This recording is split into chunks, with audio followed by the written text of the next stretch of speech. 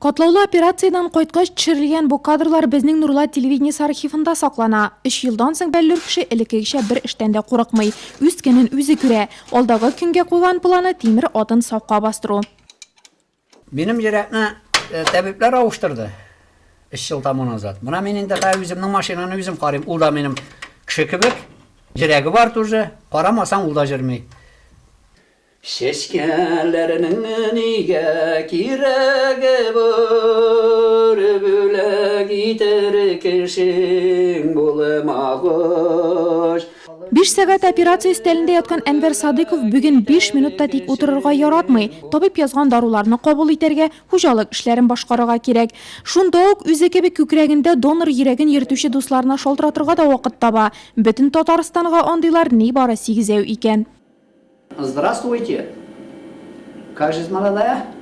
Bizning biraz gene söyleşmişen tırsak, bizning уже звонить başlar. Anvar kayacı kaldın, соскучились. Давай, şıraşabız. Или банисқа biz birge келебіз, анализлар сдавать ойға bir мәртебе барабыз анализлар сдавать тірге, республиканскийға, аннан кіребіз уже МКДСға, өзіміздің врачларға көрініп шығабыз. Что біз живой, шауып жүребіз, и аларда шатлана, что біз есен сау болғанға.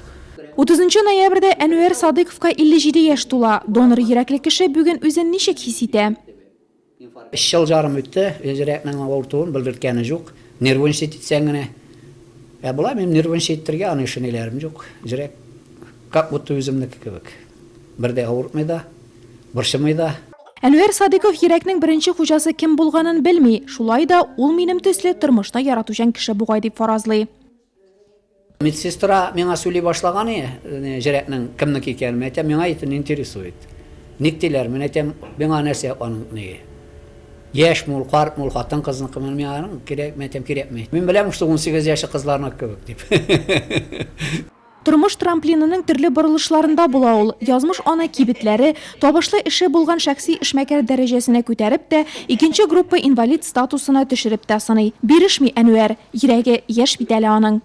Жүрәк жаңа әле 18 яшьлек кенә, әле миңа тырга 150 яшь.